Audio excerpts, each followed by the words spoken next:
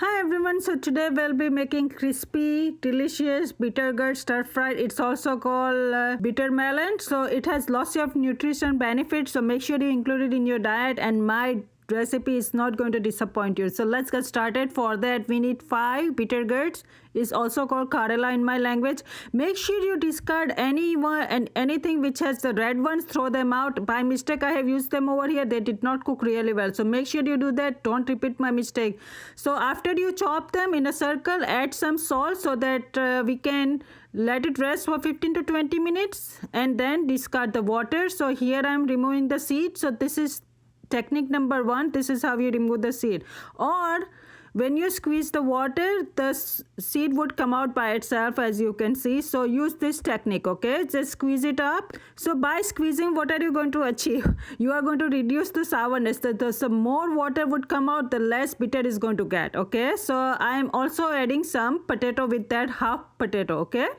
So let's take cast iron pan, add 1/8 cup of oil. When the oil heats up, we are going to add our tempering ingredients, which is the same, but for now, by now you should know it. It's mustard seed, cumin seed, carom seed, and later on, once they crackle, we'll add asafoetida. So whenever you use cast iron, remember to spread oil everywhere. Do not forget this step. Not even this sabji. If you make any sabji, make sure you spread oil everywhere. So now I have added asafoetida, turmeric, red chili. Stir it really well. Do not wait too long, otherwise they are going to burn, okay? Now add our bitter melon. Stir it really well. At this point, we'll add our coriander cumin powder. So this recipe is same as crispy potatoes, so the same technique, okay? Now on the side, I'm going to show you how to make ginger garlic chili paste. So here this is garlic paste. And here I'm cleaning up my gingers. Just remove any knots, and I would love to use ginger skin in my ginger garlic chili paste. It makes the paste so delicious and flavorful.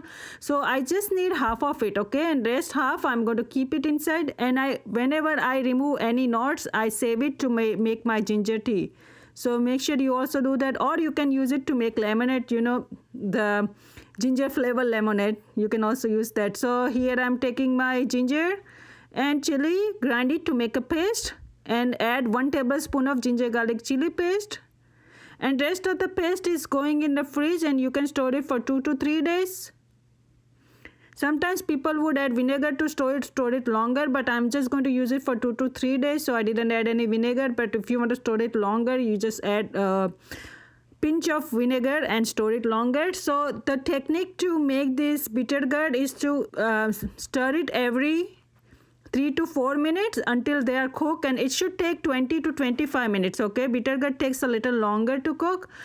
And the way to check is your bitter gourd are going to be cooked and your potato should be cooked. Mine is still stiff, so it still need 2 to 3 minutes. At this point, we'll add our fennel seed powder, which is optional, okay? If you don't have it, you can just skip it. Stir it really well and let it cook for 2 to 3 minutes. And now our bitter gourd curry is ready. It's also called Karela. Karela is ready. At the end, you are going to add some lemon or lime juice, or I have mango powder, so that's what I'm going to add. It's also called amchur powder, some sesame seed, and cilantro. So now this sabji is ready. If it's too much bitter for you, remember you can also add some 1 tablespoon of sugar, or you can add some raisin. So that's another option. My family does not like any sweet flavor sabjis. That's why I'm not doing it, but make sure you do it if it's too much bitter for you. So I hope you would try my recipe. Let me know if you have any questions and concerns. It tastes so delicious. So do try it. So thanks for watching. Bye.